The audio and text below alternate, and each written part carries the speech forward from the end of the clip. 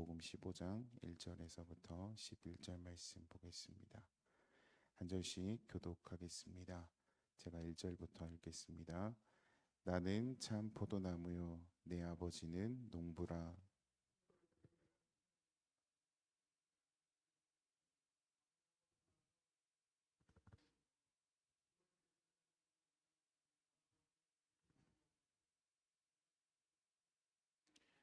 너희는 내가 일러준 말로 이미 깨끗하여졌으니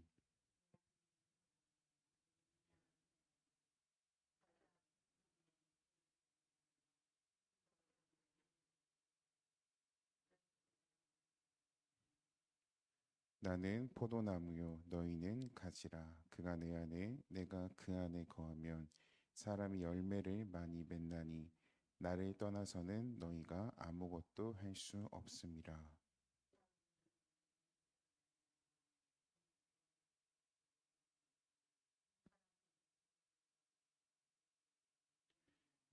너희가 내 안에 거하고 내 말이 너희 안에 거하면 무엇이든지 원하는 대로 구하라. 그리하면 이루리라.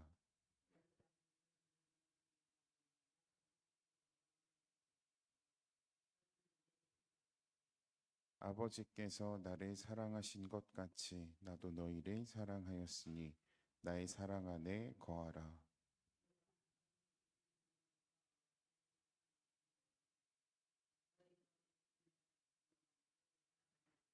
함께 읽겠습니다. 내가 이것을 너희에게 이름은 내 기쁨이 너희 안에 있어 너희 기쁨을 충만하게 하려 함이라. 아멘.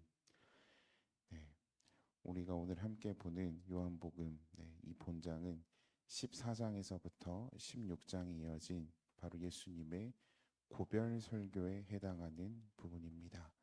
이러한 제15장에서는 주님께서 주신 참 포도나무 가지의 비유 그리고 사랑과 인내에 관한 교훈을 이야기하고 있습니다.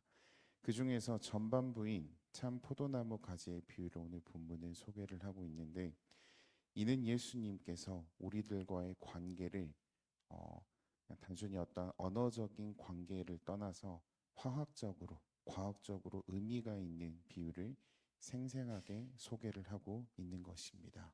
즉 예수님께서는 자신을 참 포도나무라고 이야기하고 있고, 그리고 성도들을 우리를 포도나무의 가지에 비유함과 동시에 성부 하나님을 바로 누구라고 비유를 하고 있죠? 포도원 농부에 비유하심으로써 상호 간의 연합 관계에 대하여서 설명을 하고 있다라는 것입니다. 이와 같이 하나님의 농부로 그리고 이스라엘 백성들을, 오늘날 우리를 포도나무로 비유하는 표현들은 구약 성경에도 종종 나타납니다. 시편 80편 8절에서부터 13절, 이사야 5장 1절에서부터 7절, 예레미야 2장 21절, 에스겔 15장 1절에서부터 8절, 그리고 호세아 10장 1절, 이렇게 굉장히 많이 표현을 하고 있습니다. 예수님께서는 자신의 참 포도나무에 비유하심으로써 불순종과 타락의 모습을 보인 구약의 이스라엘 백성과는 달리 온전한 순종과 헌신을 하나님께 바치 새로운 이스라엘의 모범으로서 자신을 직접 계시하고 있는 것입니다. 그리고 우리들을 포도나무의 가지로 비유하면서 그들이 참 포도나무이신 예수 그리스도와 생명적인 연합을 이루게 될 때 비로소 하나님께서 원하시는 풍성한 영적인 열매들을 삶 속에서 맺을 수 있다라는 것을 이야기하고 있습니다. 더불어 참으로 예수를 떠나서 영적인 생명을 유지할 수 있는 사람이란 결코 존재할 수도 없고 존재하지도 않으며, 오로지 우리가 예수 그리스도 안에 연합함으로써 예수 그리스도 안에 거할 때 그 영적인 생명을 유지할 수 있음을 알려주고 있습니다. 자, 첫 번째입니다. 예수님은 풍성한 열매를 맺어 하나님을 기쁘시게 한 참 포도나무입니다. 1절 말씀을 보면 이렇게 기록되어 있습니다. 내가 바로 참 포도나무요 내 아버지는 그 농부라고 선언하셨습니다. 즉 주님은 자기 자신을 포도나무에, 하나님을 포도원을 가꾸는 농부에 비유하신 것입니다. 여러분에게 질문을 하나 드리겠습니다. 농부가 포도나무를 심는 목적이 무엇일까요? 좋은 가구를 만들기 위해서 어떠한 목재를 얻기 위함일까요? 아니면 조경수로 포도나무를 심어서 아름답게 정원을 가꾸기 위함일까요? 포도나무는 나무 그 자체로는 그 어떠한 목재로도 조경수로도 사용할 수 없는 굉장히 볼품없고 품질이 좋지 않는 나무에 속합니다. 포도나무 그 자체로는 쓸모도 없고요. 굉장히 어떤 미적으로도 무엇인가를 조경하기에는 의미가 없는 나무라는 것입니다. 그러나 그 농부가 그것을 보고 포도나무를 심는 것이 아니라 그 나무가 만들어내는 열매를 보고 포도나무를 심습니다. 왜요? 그 열매만큼은 정말 칭찬할 만큼의 가치가 굉장히 있기 때문이죠. 포도 열매를 통해 인류는 숱한 세월 동안 다양하게 활용을 했습니다. 경제 활동을 했다라는 것이죠. 반면 열매 맺지 못한 포도나무는 그럼 무슨 의미가 있을까요? 구약 시대에 하나님께서는 이스라엘을 그러한 포도나무로 선택을 했습니다. 그들은 당시에 애굽의 노예 생활을 하는 민족이었고 특별한 어떤 문명적인 발전도 하지 못한 민족이었습니다.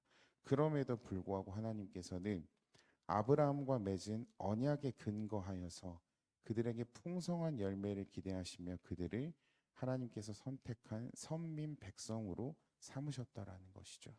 그리고 그들이 풍성한 열매를 맺도록 최적의 환경을 만들어 주셨습니다. 다른 민족이 갖지 못한 무엇을 주셨죠? 율법을 주셨습니다. 때에 따라 선지자들을 보냈습니다. 사사들을 보냈죠. 필요에 따라 은혜를 반드시 베푸셨다라는 것입니다. 좋은 환경과 좋은 비료를 제공받은 이스라엘 백성들이었지만 그들은 풍성한 열매를 맺지 못하였습니다. 그보다 더하게 우상 숭배를 하였고요. 외식과 형식주의적인 정말 잡초들만을 키운 신앙생활이었다라는 것입니다. 그래서 농부이신 하나님께서는 이스라엘이라는 포도나무 대신에 새로운 포도나무를 심으셨습니다. 바로 그것이 예수 그리스도입니다. 당연하게도 그분은 하나님의 원대로 그리고 우리의 표본이 되실 만큼 아름다운 열매를 가장 풍성하고 또 가장 아름답게 맺으셨습니다. 구약의 선지서에서는 예수님을 이렇게 말하고 있습니다. 이사야 53장 2절 말씀 제가 읽어드리겠습니다. 그는 주 앞에서 자라나기를 연한 순 같고 마른 땅에서 나온 줄기 같아서 고운 모양도 없고 풍채도 없은즉 우리의 보기에 흠모할 만한 아름다운 것이 없도다. 포도나무를 연상케 하는 그런 구절입니다. 정말 볼품없는 그 모습을 이야기하고 있죠. 그럼에도 그분은 무엇을 맺으셨죠? 열매를 맺었다라는 것입니다. 율법을 어떻게 했죠? 완성하셨습니다. 하나님의 말씀에 순종하심으로 수많은 생명의 열매들을 맺으셨어요. 그래서 예수님께서는 자신 있게 자기 객관화를 하셨습니다. 무엇이라고요? 나는 참 포도나무요. 그렇습니다. 오직 참 포도나무이신 주님 안에만 생명의 기쁨이 있고 소망이 있는 줄 우리가 믿어야겠습니다. 두 번째입니다. 신앙의 열매가 없는 성도는 하나님께 심판의 날에 반드시 버림받습니다. 2절 말씀을 보면 물은 내게 있어 과실을 맺지 아니하는 가지는 아버지께서 이를 제해 버리신다라고 성경은 기록하고 있습니다. 이렇게 말씀하셨죠. 가지가 성도임을 또한 지금 분명히 말하고 있는 내용입니다. 그러므로 본절은 성도라고 불리는 구원받았다라고 자칭 말하는 사람들 중에서도 하나님께 버림받는 자들도 분명히 있을 것임을 시사하고 있습니다. 내가 내 입으로 나 구원받았어라고 확신할지라도 그 신앙의 열매가 있지 아니한 자는 결국 우리가 심판의 날에 하나님 앞에 어떻게 될지 아무도 모른다라는 것이에요. 예수님을 주라고 부른다고만 하여서 모든 인류가 전 세계 70억 인구가 구원을 받는 것은 결코 아닙니다. 무릇 하나님께서 원하시는 신앙의 열매를 맺지 못하면 잘려나가는 결과만이 있을 뿐입니다. 성경이 그렇게 말하고 있죠. 그리고 그것은 영원한 멸망을 의미합니다. 생명은 오직 주님과 연합이 되어 있을 때만 얻어지는 것이기 때문입니다. 가지의 사명은 그러면 무엇일까요? 포도 농부의 사명도 있고 포도나무의 사명도 있습니다. 그러면 가지된 우리들의 사명은 무엇일까요? 줄기에 딱 붙어만 있는 것일까요? 아니요. 가지는 무엇을 맺어야 할까요? 열매를 맺어야만 합니다. 열매를 맺었을 때 그 역할을 다한다는 것입니다. 농부가 열매를 맺어야 할 시점에 있는 가지들을 가지치기 하는 이유가 있습니다. 열매 맺지 못한 가지들은 열매를 맺을 가지들에게 불필요한 존재들이기 때문입니다. 공동체 안에 머물러 있으면서도 신앙의 열매를 맺지 아니한 자들에 대해서는 아름다운 신앙의 열매 맺는 다른 성도들이 더욱 풍성한 열매를 맺게 하기 위하여 제거된다라는 것이죠. 물론 이것이 하나님의 불강력적인 은혜와 견인 교리를 부인하는 것은 절대 아닙니다. 하나님은 어떤 경우에도 한 번 선택하여서 구원한 사람을 다시 버리는 법은 결코 없습니다. 다만 성도인 척하면서 신자인 척하면서 구원받은 백성인 척하면서 그 성도로서의 모습을 갖지 못하는 거짓 성도를 하나님께서는 버리신다라는 이야기입니다. 성도됨은 즉 거듭난 성도의 증표는 무엇으로 우리가 알 수 있을까요? 바로 그 삶의 열매로 우리가 알 수가 있습니다. 그러므로 우리가 참된 성도라고 불리며 주님의 언약 공동체 안에 속해 있다면 당연히 하나님께서 기뻐하실 만한 아름다운 신앙의 열매들을 맺어야만 합니다. 그 열매들이 무엇이 있을까요? 바로 회개의 열매가 있습니다. 마태복음 3장 8절에 나와 있죠. 또 갈라디아서 5장 22절에서부터 23절에 기록되어 있는 성령의 아름다운 9가지 열매들이 있습니다. 사랑과 희락과 화평과 인내와 자비와 양성과 충성과 온유와 마지막 무엇이죠? 절제입니다. 우리 스스로의 모습을 한번 돌아보시길 바라겠습니다. 열매를 맺으셨습니까? 많이 맺으셨습니까? 아니면 혹은 맺은 열매도 있고 아직 맺지 못한 열매들도 있어서 맺어가는 과정에 있습니까?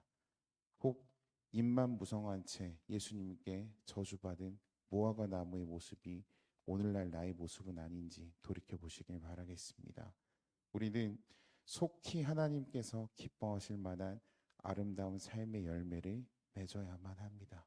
지금은 하나님께서 추수하실 때가 임박해 오고 있기 때문입니다. 세 번째입니다. 모든 문제 해결의 비결은 바로 주님께로 돌아갔을 때입니다. 본문 4절에서부터 5절 말씀 우리 다시 한번 읽어보도록 하겠습니다. 내 안에 거하라 나도 너희 안에 거하리라. 가지가 포도나무에 붙어 있지 아니하면 스스로 열매를 맺을 수 없음 같이 너희도 내 안에 있지 아니하면 그러하리라. 나는 포도나무요 너희는 가지라. 그가 내 안에 내가 그 안에 거하면 사람이 열매를 많이 맺나니 나를 떠나서는 너희가 아무것도 할 수 없습니다. 여기서 우리가 주의해야 할 점은 본절에 너희가 나를부터는 그 말씀의 문자 그대로 아무것도 할 수 없다는 의미가 아닙니다. 즉 이는 의식주 등과 관련된 세상 일이 아니라 하나님의 말씀과 뜻을 실천하고 빛과 생명, 진리와 사랑의 진정한 열매를 맺을 수 없음을 의미하는 것입니다. 우리는 쉽게 말하면 이 땅의 것을 위해서는 얼마든지 교회를 안 다녀도 할 수 있을까요? 없을까요? 할 수 있습니다. 신앙생활 하지 않더라도 이 땅의 것을 위하여서는 얼마든지 우리는 할 수 있습니다. 더 신나고 더 재미있고 더 유익하게 더 열심히 더 열정적으로 더 긴 시간 놀 수도 있고요. 재미있게 뭐 기쁨의 노래를 할 수도 있고 우리는 그렇게 놀 수 있다라는 것입니다.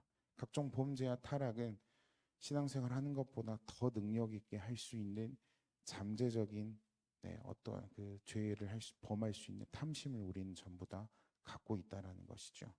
그러나 만일 우리가 땅의 것도 아니고 세상 일도 아니라 하나님의 진리를 따라 살며 그 열매를 진정으로 맺기 원한다면 어떻게 해야 될까요?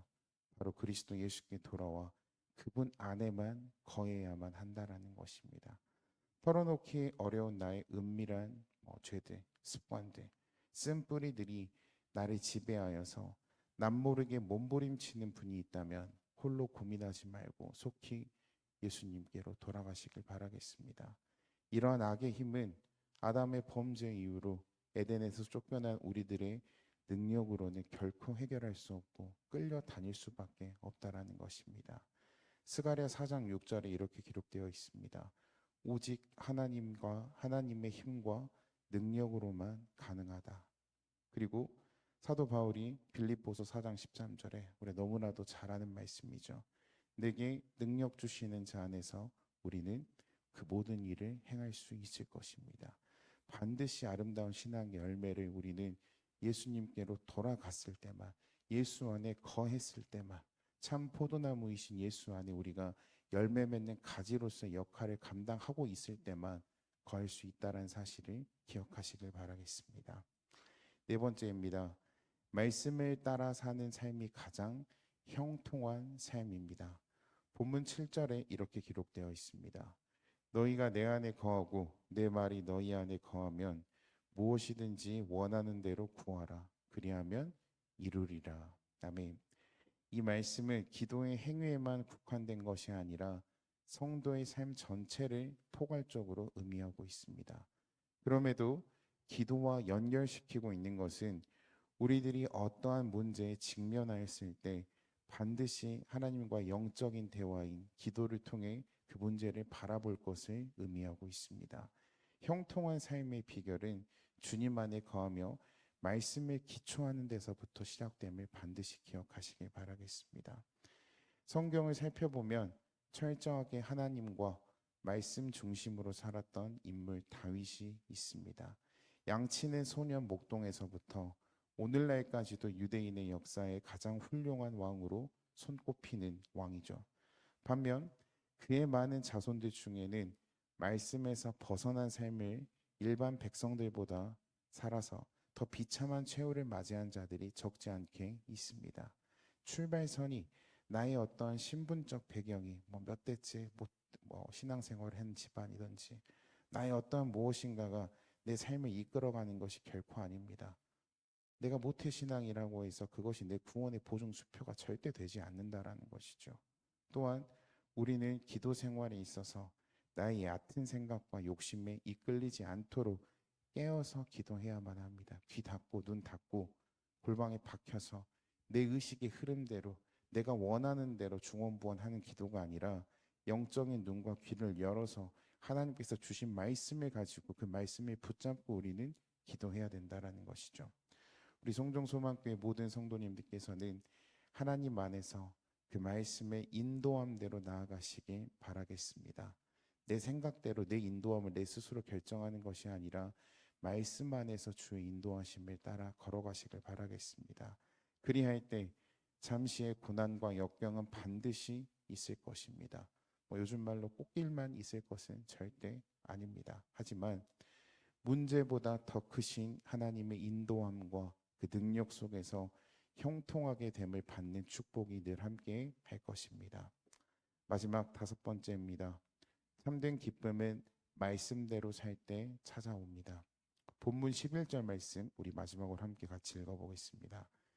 내가 이것을 너희에게 이름은 내 기쁨이 너희 안에 있어 너희 기쁨을 충만하게 하려 함이라. 아멘. 이것은 앞에 있는 9절과 10절에 언급된 사랑의 계명과 그리스도의 사랑 안에 거하라는 명령의 말씀입니다. 그러므로 주님께서 제자들에게 사랑 안에 거할 것과 사랑의 계명을 말씀하신 목적은 다름 아닌 제자들의 기쁨을 사역을 함께 감당하고 있는 제자들의 기쁨을 충만케 하려는데 그 목적이 있다라는 것이죠. 여러분 여기 계신 분들 전부 다 교회 안에서 또 안팎으로 주의 이 사명을 다 하고 계셨고 앞으로도 하실 것이고 많이 해보신 분들이실 겁니다. 사역을 감당하는 데 있어서 기쁨이 없으면 어떻죠? 지칩니다. 내가 이 사역을 하는데 불평과 불만만 가득하면은 그것은 주의 일을 헌신하는 사역이 아니라 정말 어떤 행위적인 내 어떤 신앙의 선을 쌓으려고만 하는 내 의지만 남은 일이 된다라는 것이죠. 기쁨과 감사는 사라진 채 그냥 일만 해야 된다는 목적의식만이 남아있는 하나님께서 기쁘게 보시지 않는 일들로만 가득한다라는 것입니다. 하지만 우리가 그 기쁨을 얻고 그 기쁨 안에서 사역을 감당할 때 주님의 사랑을 더욱더 깊이 있게 실천할 수 있습니다. 그리고 그 깊이 있는 실천 안에 거할 때만이 내 삶의 행복이, 내 사역의 유익이 보장이 된다라는 것이죠. 무질서함과 무관심 속에 버려진 나의 삶은, 그러한 사역의 감당함은 바닷물을 계속 마시는 것과 같이 해결되지 않은 갈증만 우리 삶 가운데, 나의 사역 가운데 남겨둔다라는 것입니다. 우리들은 종종 주님의 사랑 안에 거하는 것이 자유의 구속이며 사랑의 계명을 실천하는 것이 나를 무겁게 짓누르고 있는 짐이라고 여겨 육신의 정욕대로, 내 생각대로 할 때가 종종 있습니다. 거듭 말씀드리지만 하나님의 형상대로 지음받은 인간은 결코 하나님을 떠나서는 참된 안식과 기쁨을 얻을 수가 없습니다. 당연한 말이지만 사역도 하나님 안에서 감당해야 되고요. 내 직분 역시도 주께서 주시는 기쁨과 평안함 속에서 감당을 해야만 한다라는 것입니다. 우리 삶의 진정한 자유와 기쁨은 진리 가운데 행할 때만 우리가 맛볼 수 있습니다. 요한복음 8장 32절에 이렇게 기록이 되어 있죠. 진리를 알지니 진리가 너희를 자유케 하리라. 아멘. 그리스도의 사랑을 최선을 다해 실천한다면 죄와 사망 권세에서 해방된 참된 영적 자유와 기쁨을 체험하게 될 줄로 믿습니다. 장차 천국에서 누릴 영원한 기쁨과 축복을 누릴 것을 소망하는 우리가 되었으면 좋겠습니다. 결론입니다.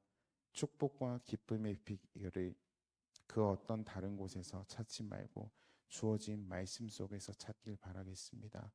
그 삶 속에 주님의 약속대로 형통함이 있을 것이요, 우리가 가지로서 참된 포도나무이신 예수님과 온전히 연합하였을 때 성령의 아름다운 9가지 열매들, 또 회개의 열매를 분명히 맺어 나갈 수 있을 것입니다. 세상이 줄 수 없는 소망과 기쁨의 확신으로 오늘도 전진해 나가는 우리 모두가 되기를 주님의 이름으로 축복합니다. 기도하겠습니다. 사랑